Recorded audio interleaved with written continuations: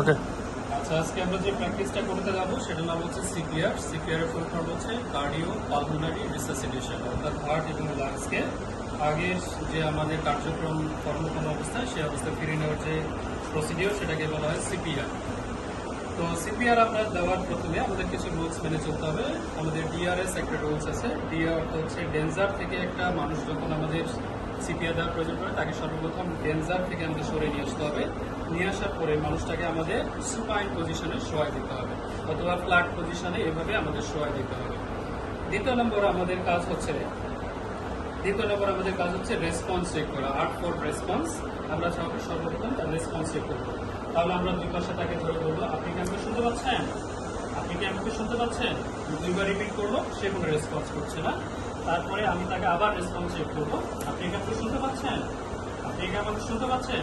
আমি তাকে আবারও দুইবার আমি স্টিমুলেশন দিলাম, সে কোনো রেসপন্স করছে না, অর্থাৎ নো রেসপন্স।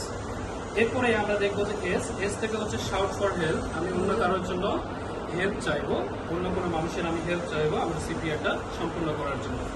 এরপরে আমরা হচ্ছে ক্যারোটিড যে আমাদের আর্টারিটা আছে, যেমন ক্যারোটিড আর্টারি, সেই কেমন ক্যারোটিড আর্টারি দুই পাশে 2 ফিঙ্গার দিয়ে আমরা চেক করবো কোনো ধরনের পালস আছে কিনা। এখানে আমাদের পালসটা চেক করলাম, দেখলাম যে নো পালস, অর্থাৎ কোনো ধরনের পালস এখানে পাচ্ছি না। তারপরে আমরা সাধারণত চলে যাবে ইয়ারওয়ে। এ থেকে হচ্ছে ইয়ারওয়ে। দেখবো যে ইয়ারওয়েটা তার সর্বপ্রথম ওপেন করার ব্যবস্থা করবো। আমরা চিনটাকে টিল করবো, হেডটাকে ব্যাক অবস্থানে নিয়ে যাব, মাউথটাকে ওপেন করে দিব। দেখবো যে এখানে টাংটা উপরে হয়ে আছে কিনা। যদি আমাদের জিহ্বাটা উপরে হয়ে থাকে সেটাকে সোজা করে দেবো, যদি কোনো ফরেন অবজেক্ট থাকে সেটাকে আমরা ক্লিয়ার করে দেবো। তাহলে এইভাবে আমরা এয়ারওয়েটা ওপেন করবো যাতে আমাদের যে গলাটা অংশটা আছে সেটাকে সোজা অবস্থায় থাকে। এরপরে আমরা ব্রেথিং চেক করব। ব্রেথিং চেক করার জন্য আমাদের 3টা অপশন আছে, সেটা হচ্ছে আমাদের look, listen and feel. Look, তাকে হচ্ছে চেস্টের অংশটা ওঠানামা করছে কিনা সেই বিষয়টাকে আমাদের দেখতে হবে। লিসেন, আমাকে কানে শুনতে হবে সে শ্বাস প্রশ্বাস করছে কিনা। এবং আমাদের ফিল করতে হবে আমাদের হাতে, আমাদের সাধারণত এপিগ্যাস্ট্রিক রিজিয়ন এখানে হাত দিয়ে ফিল করবো কোনো ধরনের মুভমেন্ট হচ্ছে কিনা। তাহলে আমি 3টা কাজ একসাথে করব।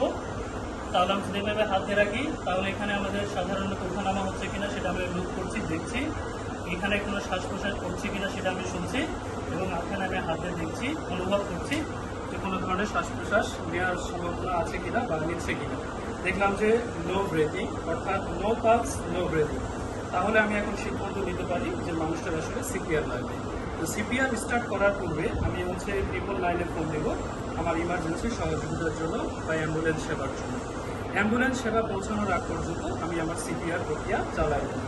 তো সিপিআর দেওয়ার সময় আমাদের মনে রাখতে হবে যে হার্ট লেভেল, আমাদের যতখানে হার্ট লেভেল থাকে সেই আমাদের হার্ট লেভেলে আমাদের দিতে হবে। আমাদের নর্মালি হার্ট লেভেল হচ্ছে আমাদের 5th ইন্টারকোস্টাল লেভেল, অথবা আমাদের যে নিপল লেভেল আছে, নিপল লেভেলের মাঝখানে যে অংশটা আছে সেটা হচ্ছে 5th ইন্টারকোস্টাল লেভেল। এই 5th ইন্টারকোস্টাল লেভেলে আমাদের সাধারণত সিপিআর দিতে হবে। তাহলে 5th ইন্টারকোস্টাল আমাদের যে অংশটা আছে সেই জায়গাতে আমাদের সাধারণত নন ডমিনেন্ট হ্যান্ড, অর্থাৎ যে হাতটা আমাদের কম শক্তিশালী সেই কম শক্তিশালী হাতটা আমাদের প্রেস করতে হবে। এরপর ডমিনেন্ট হ্যান্ড, অর্থাৎ যেটা আমাদের শক্তিশালী হাত সেটা আমাদের দিয়ে এখানে লক করে ফেলতে হবে, ইন্টারলক করতে হবে। এরপরে আমরা এখানে প্রেস করব। প্রেস করার সময় মনে রাখতে হবে প্রেসের ডেপথ হবে 1.5 থেকে 2 ইঞ্চি পরিমাণ। প্রেসের ডেপথ হবে আমাদের কতখানি? 1.5 থেকে 2 ইঞ্চি পরিমাণ। এবং আমরা সাধারণত এখানে প্রত্যেক মিনিটে 100 থেকে 120 বার পর্যন্ত আমরা এখানে প্রেস করব, চেস্ট কম্প্রেশন দেবো। এবং আমাদের চেস্ট কম্প্রেশন দেওয়ার পরে 30 চেস্ট কম্প্রেশন দেওয়ার পরে 2বার আমরা হচ্ছে ব্রিদিং দিব, মাউথ টু মাউথ ব্রিদিং দিব।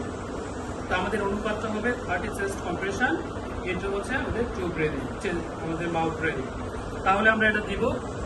তাহলে আমরা এটা প্রত্যেক সেকেন্ডে ন্যূনতম 2বার করে দেবো। তাহলে আমরা এটা দেওয়া শুরু করি।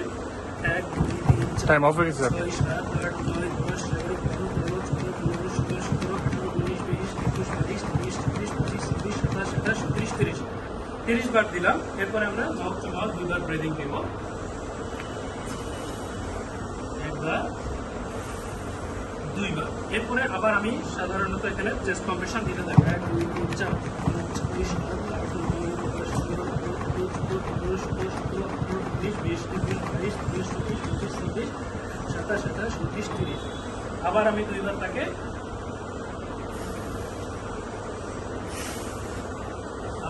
আমি হচ্ছে ব্রেথিং দেবো। এই অবস্থাটা চলতে থাকবে যতক্ষণ পর্যন্ত না তার তার যে হচ্ছে পালস এবং হচ্ছে ব্রিদিং সেটা রেস্টোর না হয়।